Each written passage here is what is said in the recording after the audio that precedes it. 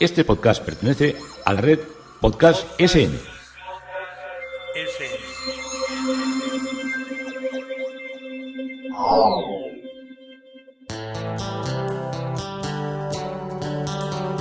Historia con sentido. Un podcast realizado y presentado por Juan Carlos González.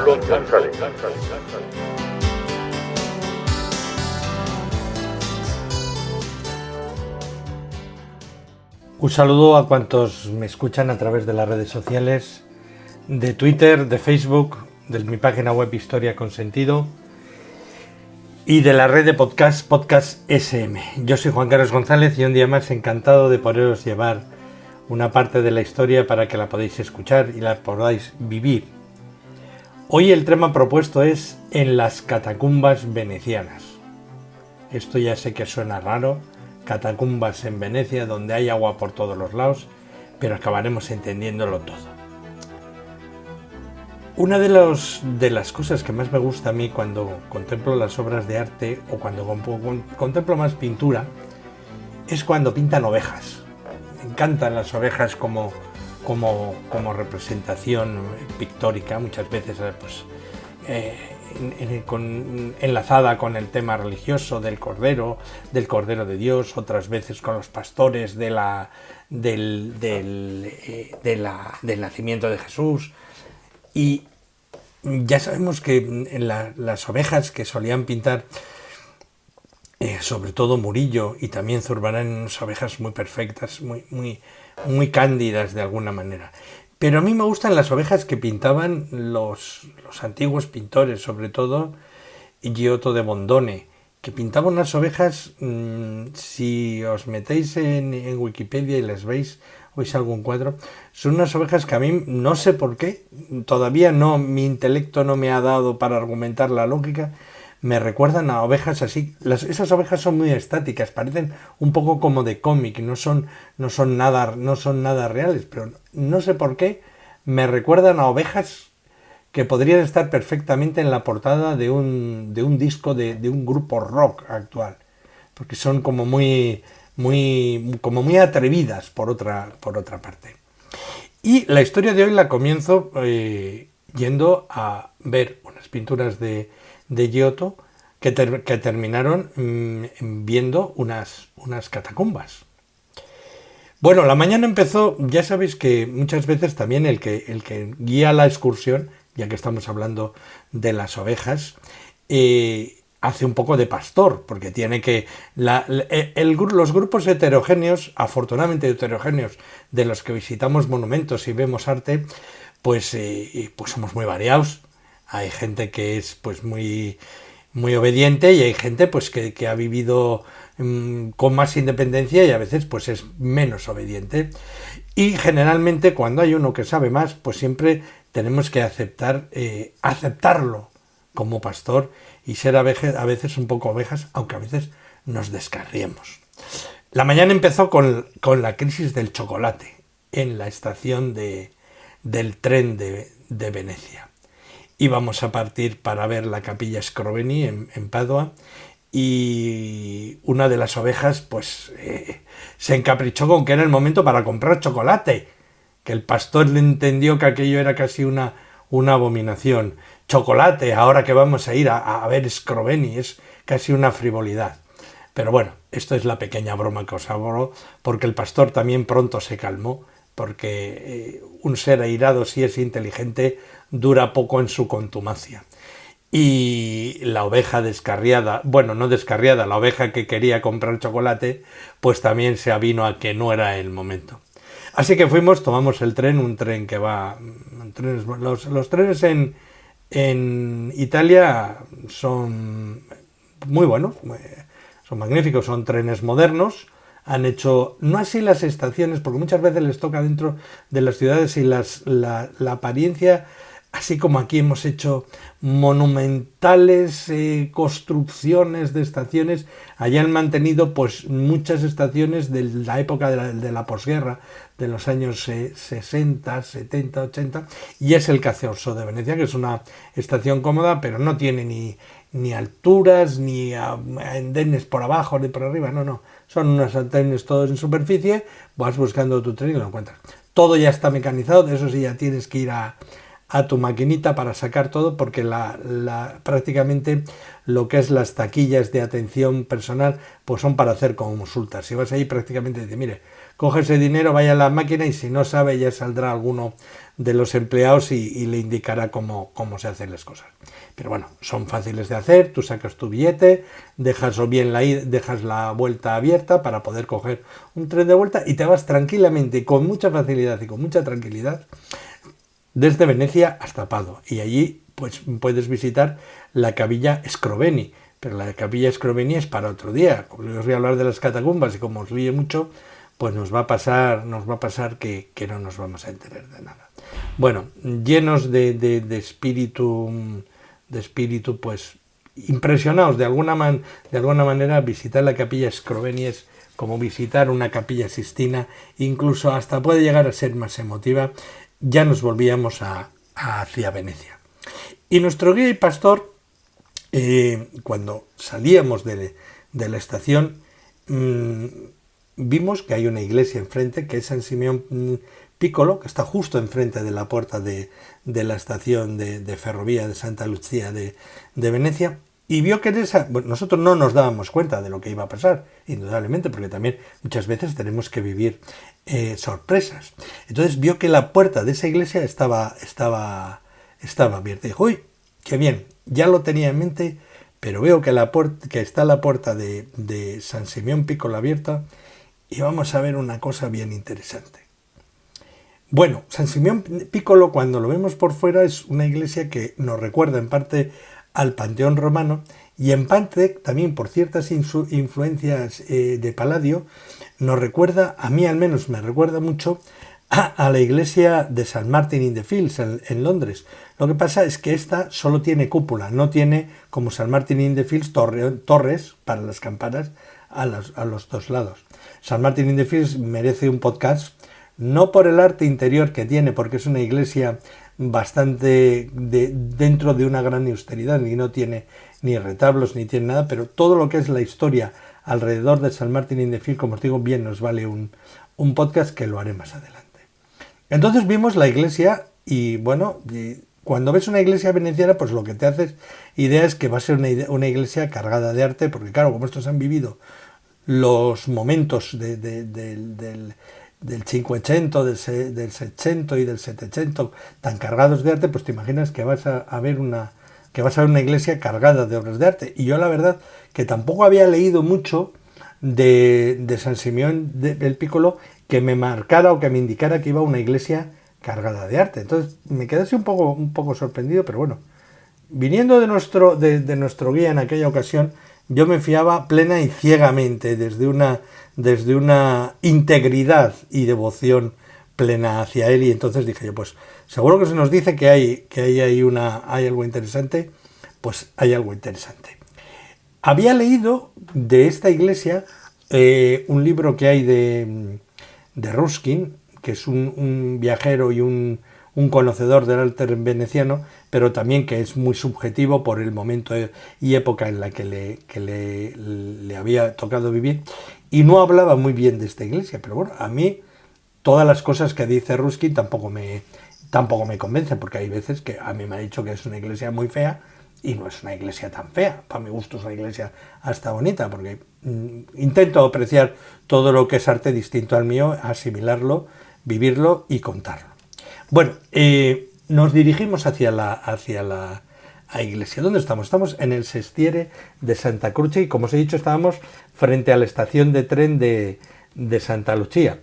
Y este es el primer templo impactante que nos encontramos, esta iglesia de San Simeón o San Simón y San Judas, que comúnmente pues, se denomina San Simeón Piccolo para distinguirla de la cercana iglesia de San Simeón Profeta, de San Simeón Profeta, que se llama esta Piccolo, la otra es San Simeón el Grande. San Simeón el Grande todavía no he llegado yo a visitarla, aunque está muy cercana. Puede que haya no más allá de 150 metros entre una iglesia y otra, para que os hagáis una idea de la densidad de edificios religiosos y artísticos que tiene Venecia. Cuando lo contemplamos, es posible distinguir dos estructuras diferentes en el templo. La primera son una escalera de 19 escalones, y al final de la cual se accede a los pronaos, o pórtico, delimitados en el frente por 4 columnas y pilares sobre los cuales existe un tímpano, y a los dos lados, encajando todo lo que es ese pórtico, 2 columnas junto a pilastras que se empotran en la pared del templo y se empotran en la primera línea de columnas. Y para que no te caigas por los lados, por la escalera está bien, pero arriba ya estás a una cierta altura, hay una balaustrada de piedra a cada lado con unas gruesas columnas que le dan un realce así como muy señora. Y el segundo cuerpo, que representa el cuerpo principal de la iglesia, se caracteriza por una alta cúpula ovalada cubierta por placas de cobre que con la lluvia y con el paso del tiempo son verdosas, no es el cobre ese color tirando como un poco a rojizo, sino que es verde.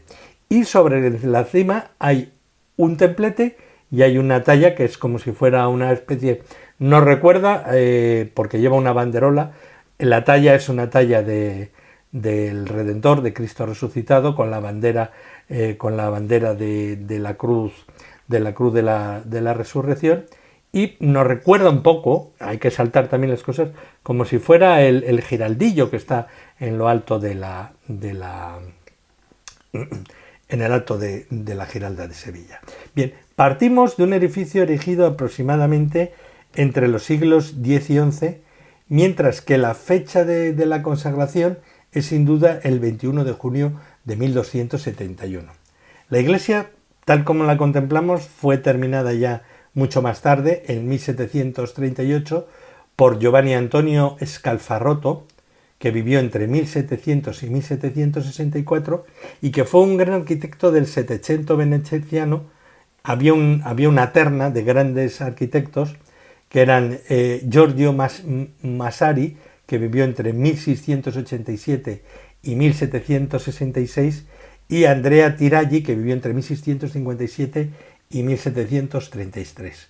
Y este supo anticiparse ya a las directrices del neoclasicismo, y esta es una iglesia ya propiamente neoclásica, porque él ya en Venecia había depurado toda la influencia de Palladio. Por eso os he dicho que se parecía esta iglesia mucho a la de St. Martin in the Fields en Londres, porque también la St. Martin in the Fields en Londres copia un poco el estilo con los conceptos palladianos. Y también esta influencia de Palladio se conserva muy bien en este edificio, que aporta pues un clasicismo por una parte y una simplicidad. Y es por tanto uno de los primeros edificios, como os digo, italianos, dentro de toda Italia, plenamente neoclásicos. Hay varios cuadros de la influencia de Canaletto y de Guardi que pintan el templo, y lo podéis ver en cualquier... Hay uno muy conocido en el Museo Thyssen de Madrid. Bien, en este periodo neoclásico también este autor diseñó la fachada de San Rocco y el campanario de San Salvador. Y también se aprecia en la obra una notable influencia del maestro Baldassare Longhena. Se caracteriza por la evidente desproporción que hay entre la cúpula y el edificio, por lo que alrededor de esta disparidad se inventaron muchas historias fantásticas del tipo de que provenía de la época romana, que luego le hicieron la cúpula, pero esto todo es cuento. La referencia que hay al Panteón romano es evidente, y así como lo que os he dicho de elementos de Palladio, también hay ciertos retoques bizantinos, y su característica cúpula, que es como una tapa oval en altura, nos da la apariencia, al ser ovalada y al ser muy alta, como que adelgaza de alguna manera todo lo que es la estructura. Según la tradición, la iglesia fue fundada en el siglo IX por las familias Adoldi, de probablemente origen griego, y la familia Briosi, que era una rama de los miembros del Consejo de Nobles de Padua, que formaron también parte de la corte palatina veneciana. Pero la obra tal como la conocemos se debe al proyecto del citado Scalfarotto, cuya obra concluyó el día 27 de abril de 1738 con la consagración de la iglesia oficiada por Gaspari Negri. Gaspari Negri vivió de 1697 a 1678, que era obispo de Citanova, en Istria, península hoy de Eslovenia y de Croacia, que había sido estudiante de esa iglesia y canónigo de la misma como presbítero titulado. Perdón.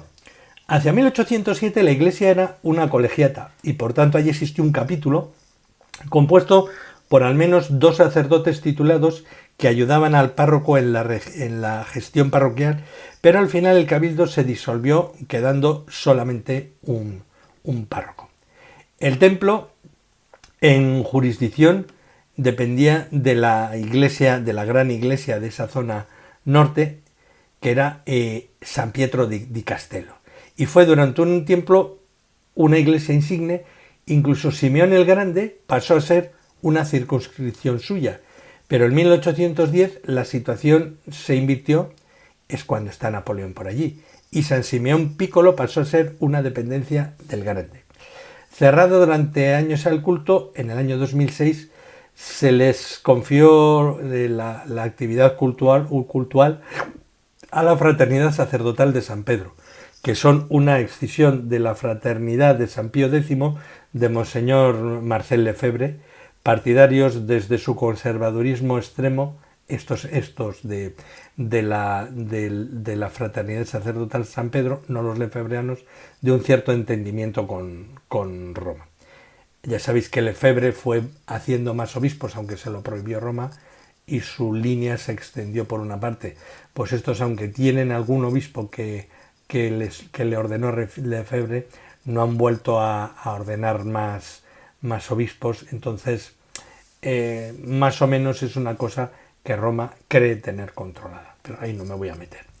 Desde el exterior, al frente de la fachada, ocupada por 4 enormes columnas, soporta, como os digo, un tímpano triangular donde se encuentra un bajorrelieve de mármol, que representa el martirio de los santos titulares, en este caso de los santos Simón y Judas, una obra de Francesco Cabianca, el maestro Cabianca, que vive en Venecia, no sale ahí sale de Sandría, pero nace y muere en Venecia, nace en 1666 y muere en 1737, y representa el final del barroco y la llegada del neoclasicismo.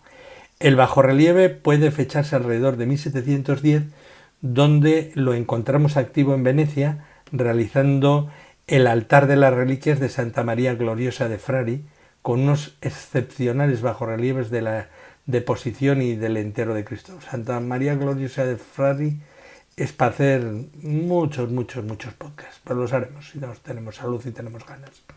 La escena, como os digo, del martirio de Simón y San Judas es muy cruenta, como corresponde a la leyenda áurea de su martirio. A San Simón lo mataron aserrándolo por medio y a Judas Tadeo le cortaron la cabeza de un hachazo, y todo esto se representa allí con movimiento y con toda una dureza increíble. El pórtico es rectangular, como os he dicho, con 4 columnas al frente y 2 laterales, siendo las esquinas grandes pilastras con los mismos capiteles corintios, 2 en línea larga en los extremos del rectángulo y 2 formando parte de la pared de la fachada. Una de las 4 columnas fue sustituida tras la destrucción del original por un bombardeo que hubo durante la Primera Guerra Mundial en la noche del 26 al 27 de febrero de 1918. La única puerta por la que se accede al interior es con un frontón liso. Y pasamos al interior y nos encontramos ante una iglesia redonda, con un gran círculo central, que es la nave destinada para albergar a los fieles. Simétricamente con relación a la puerta de acceso se abre un segundo círculo más pequeño, coronado de una bóveda con linterna, que es donde se encuentra el presbiterio. La nave central está dividida en 2 partes u órdenes. La parte baja, que llega hasta una cornisa y es donde se divide con columnas y pilastras. Las paredes con carácter religioso, podríamos decirlo, y es donde se sitúan 4 altares, 2 a la izquierda y 2 a la derecha. Y a cada lado, entre cada uno de estos altares con sus retablos, 2 pilastras dividen un pequeño paño de la pared con 2 columnas, con puertas al exterior, y sobre estas puertas al exterior, tribunas, balcón encima de ellas y 2 nichos a cada lado. En el orden superior hay 6 ventanas, enmarcadas en piedra gris, que dejan pasar la luz dando claridad a la estancia, y entre cada una de ellas se sitúa la imagen de un apóstol. Igual distribución tenemos en la capilla circular del presbiterio, que es también de donde arrancan las bóvedas, tanto de la cúpula grande como de la cúpula más pequeña. En el presbiterio se encuentran las tallas de apóstoles evangelistas del siglo XVIII, hay 2 que no he identificado, y luego las otras son San Pablo, que es así que he podido identificar, San Juan Evangelista, San Pedro, estoy mirando aquí, San Andrés. Otro elemento que está situado en la altura donde están las ventanas y donde están estas figuras, dentro de lo que es el presbiterio, situado en altura, es el órgano, que no se usa, que en un balcón se sitúa, como os digo, tras el presbiterio, es de finales del Settecento y está colocado como si de un retablo más se tratase. Y de alguna manera lo ves desde atrás y es como una coronación del presbiterio, pero hay un trozo de pasillo que permite andar por detrás. En la nave central circular se encuentran los siguientes retablos. El primer altar de la derecha es un retablo de San Francisco de Padua, sujetado por un ángel, y San Cayetano de Thiene, una obra hecha entre 1740 y 1749 por Antonio Marinetti, dito el Chiozotto, porque era natural de Chioggia. Chioggia es Venecia, donde había nacido el 22 de enero de 1719. Y a mediados de la década de 1740 se trasladó a la isla de Venecia y entró en el taller de Giovanni Battista Piazzetta. Y de sus trabajos para las grandes iglesias venecianas se encuentra este lienzo, datado entre 1740 y 1749, y fue un pintor muy considerado y participó en las actividades de la Academia, donde había ingresado en 1756 en una comisión que formaba el directorio de 36 miembros y fue repetidamente confirmado como maestro.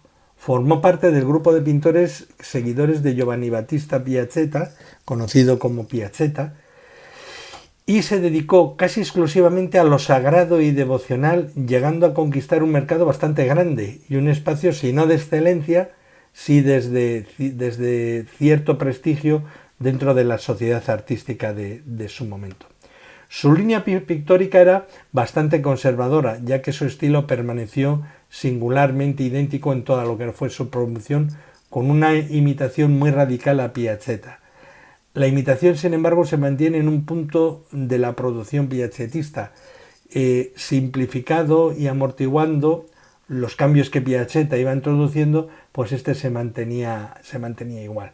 Y en Chiozotto, del que os estoy hablando, el claroscuro se acentúa casi para recortar las figuras sobre fondos negros, y las expresiones de la cara se llenan de sentimentalismos, se descartan los movimientos y hasta cierto punto son bloqueados y descartados. Podríamos decir que las imágenes están inmovilizadas. Falleció en Venecia el 12 de enero de 1796 en la parroquia de San Bío de fiebre senil lenta, es lo que nos aporta la documentación.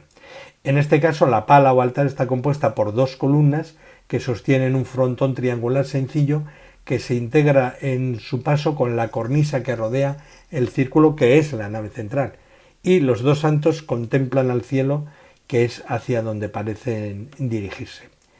Le sigue el segundo altar de esta parte, que es un altar de los santos titulares Simón y Judas, de una obra del siglo XVIII de Mattia Bortoloni. Mattia Bortoloni había nacido en Candia, que es una ciudad del Véneto, en 1695 y muere en Bérgamo en 1750. Y fue un pintor, como os digo, activo en Bérgamo y Venecia, siendo un ejemplo típico de pintor rococó. Fue discípulo en Verona del maestro Antonio Balestra, que vivió entre 1666 y 1740, y mezcló su estilo con el pintor francés residente en Verona, Louis d'Origny, que vivió entre 1654 y 1742, y con el pintor también de la escuela piazzetta de origen dálmata, Federico Benekovich. Este vivió entre 1677 y 1753. Fue sobre todo un pintor de frescos y de palacios, y sus obras se encuentran en Carrezónico de Venecia, en la Villa Palladiana de Pion Bodese en Padua y en el Palacio Visconti de Vignano Ghera di Ada. Y las obras de tema religioso son un apéndice de su producción. Algunos investigadores refieren que pudiera tratarse también esta obra de una obra de Francesco Palazzo, pero en la actualidad ya no se discute la autoría de Mattia Bortoloni. En el altar, igual que al primero, los santos titulares se elevan con un gran colorido hacia la iglesia, hacia la gloria de un cielo que los espera. El tercer retablo, en el altar de iguales características de los otros, es el martirio de Santa Dorotea, pintado en el siglo XVIII por Angelo Venturina.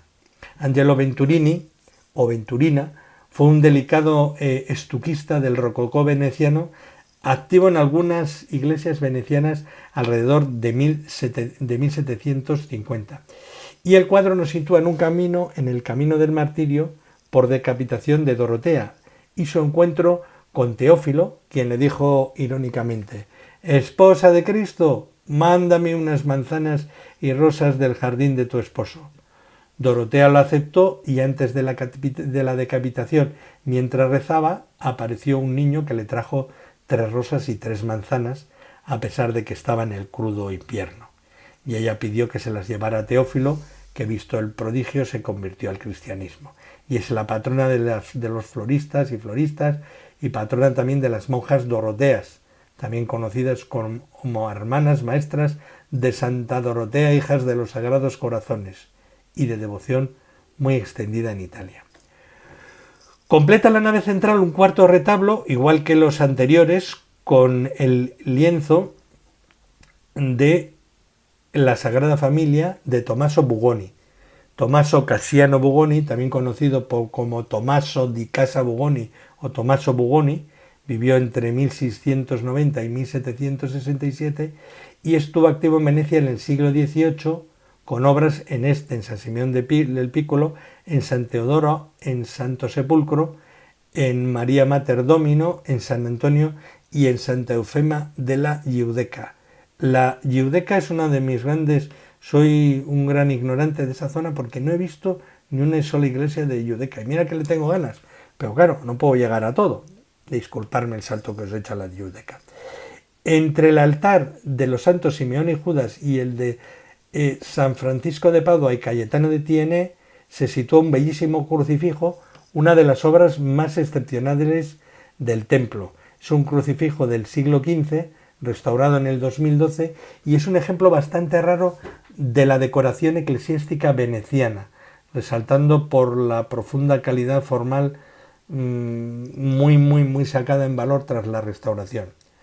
La ubicación original de dónde estaba esta obra no se conoce. Sabemos que desde 1559 se colocó en una de las columnas próximas al emplazamiento actual, y se conoce la devoción que también le tenían los trabajadores del arte del paño, que estaban bajo la protección de San Simón y San Judas Tadeo.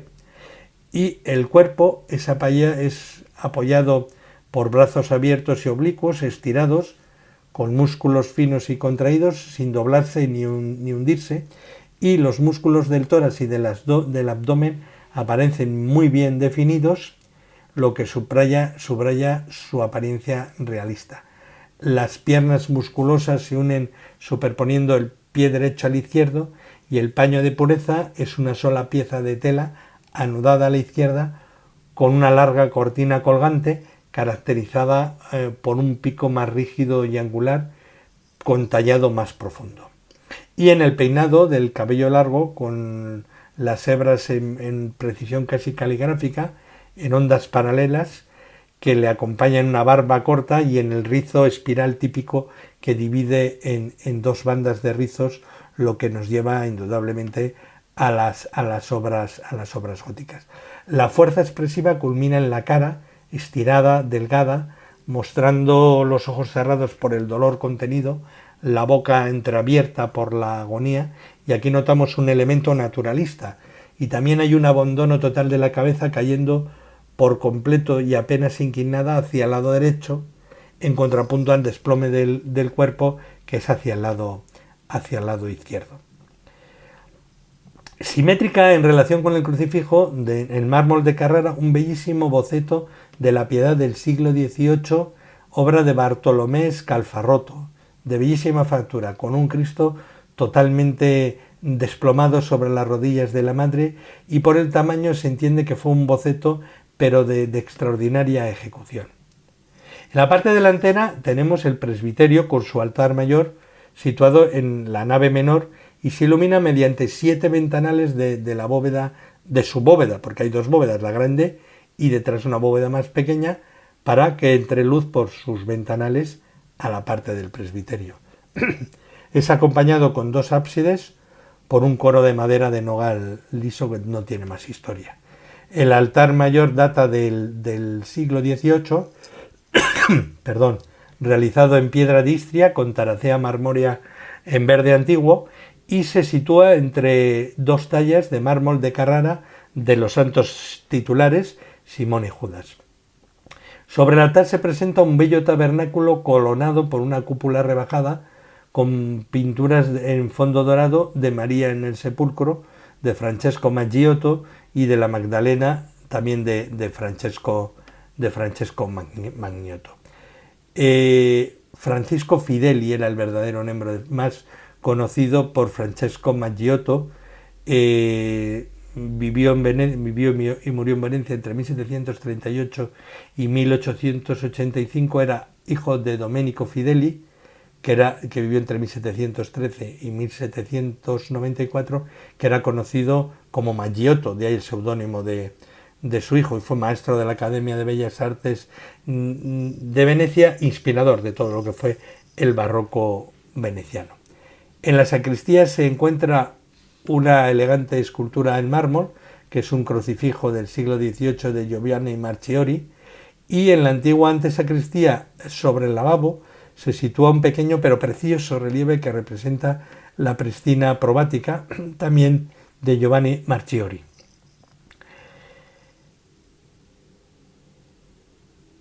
Hay un retrato del autor también a continuación. Bien, pero por insospechada, lo más impresionante es la cripta funeraria o catacumba. Cuando yo os he dicho al principio lo de las catacumbas de Venecia, me diríais, pero bueno, ¿qué cuento es este? Pues si en Venecia pinchas el medio metro y te sale el agua para arriba por el nivel freático, pues bueno, pues aquí tenemos una catacumba, una cripta funeraria excepcional. Bien, hay un acceso en la puerta central derecha. Claro, nosotros ya cuando quien dirigía nuestra expedición ya sabía porque cómo podíamos acceder a todo aquello. Y entonces, cuando estás dentro del templo, tras bajar, allí te dan una vela, a nosotros nos dieron una linterna, a veces suelen dar velas, a veces linterna, parece que tenían pilas y nos dejaron una linterna. Y tras bajar un primer tramo de escaleras, que nos sitúa en una pequeña capilla previa a la cripta, en un nivel próximo ya al nivel del agua de los canales. Esta capilla tiene un altar con una cruz de madera negra de grandes proporciones y una puerta por la que se accedería a nivel de las calles venecianas. Pues de ahí accedemos a un túnel al mundo de los enterramientos. Hay 4 escalones que descendemos y accedemos a un pasillo, y allá nos cambia todo. Allá nos cambia porque dicho pasillo se llena del color de las pinturas, muchas con dibujos, yo diría ingenuos, pero muy, muy, muy sugerentes, donde abundan los amarillos, los naranjas, los verdes. Es todo como muy dinámico en en lo que son sus colores. La cripta funeraria está constituida por un gran perímetro octogonal con un altar en medio y del cual parten 4 corredores. Los 4 corredores, como si dijéramos formando una aspa, se juntan en el centro de donde está el altar. Y el perímetro, que es grande, es el que correspondería en la parte baja. En la parte alta estaría la nave central de la iglesia, y en la parte baja, en vez de formar un círculo, las paredes lo que hacen es un octógono sobre el que se basó la iglesia, que está encima. Y la cripta, como os digo, es un gran perímetro octogonal, y de aquí se sitúan 21 cámaras, de las cuales 8 están sin desenterrar y se encuentran tapiadas. Los pasillos se encuentran, como os digo, profundamente pintados al fresco, y se pueden reconocer a lo largo de las paredes referencias al Vía Crucis. Son siempre constantes las referencias a la muerte y al juicio final, con calaveras, con huesos y con cartelas recordando lo que es la brevedad de la vida y el castigo eterno. Y las escenas devocionales han sufrido gravemente por la humedad del nivel de un nivel freático tan somero. Aunque son artistas populares, no nos priva de que en estas pinturas tengan un cierto valor artístico. Y las escenas, en momentos, hacen referencias al Antiguo Testamento, y en otras son epitafios de los enterramientos, todos, la mayoría, de enterramientos locales y anónimos. Algunas pinturas recrean también enterramientos como retablos, se suponen posiblemente de religiosos, algunos enmarcados en retablos recreados con antiguas arquitecturas imaginarias. Pero siempre estamos en ese ambiente húmedo y agobiante en el que la muerte es una constante.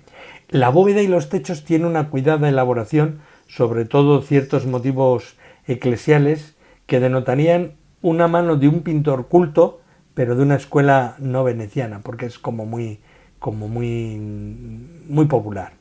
La experiencia, como os digo, es sobrecogedora, porque conforme vas andando por dentro de las galerías te vas encontrando con muros derribados, con restos a veces de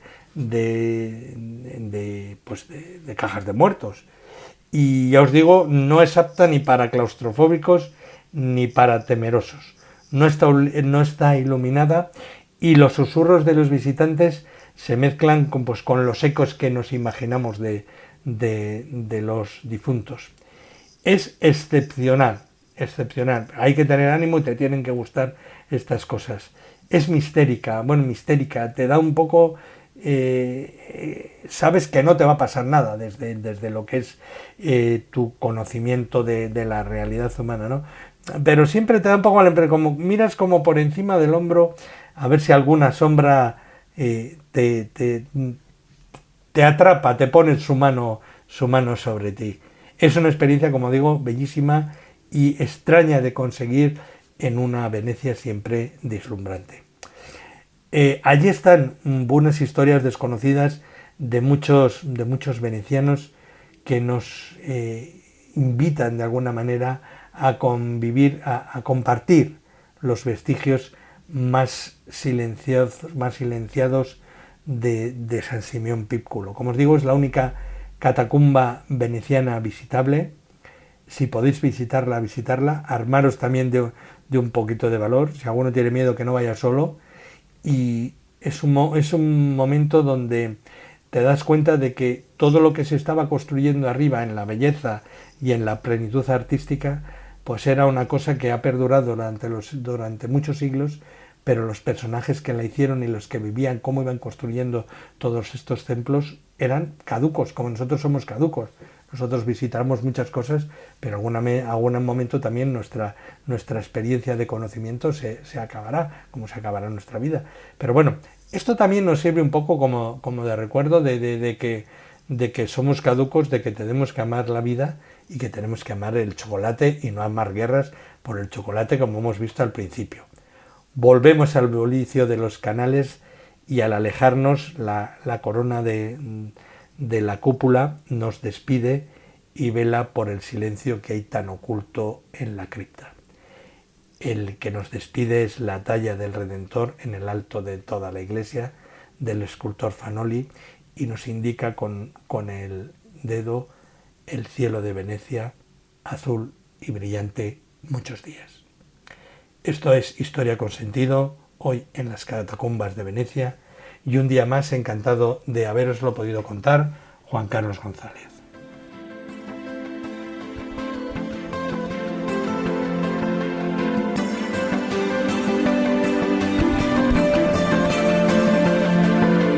Hasta aquí un episodio más de Historia con Sentido. El podcast que te habla de historias de la historia, sucesos, eventos, como si el ayer fuera hoy. Síguenos a través de iTunes, Spreaker o iVoox. Contacta con nosotros por correo electrónico escribiendo a podcast@historiaconsentido.com. Nuestra web www.historiaconsentido.com. Y en Twitter nos encontrarás como @historiasentido. Este podcast pertenece a la red Podcast SM.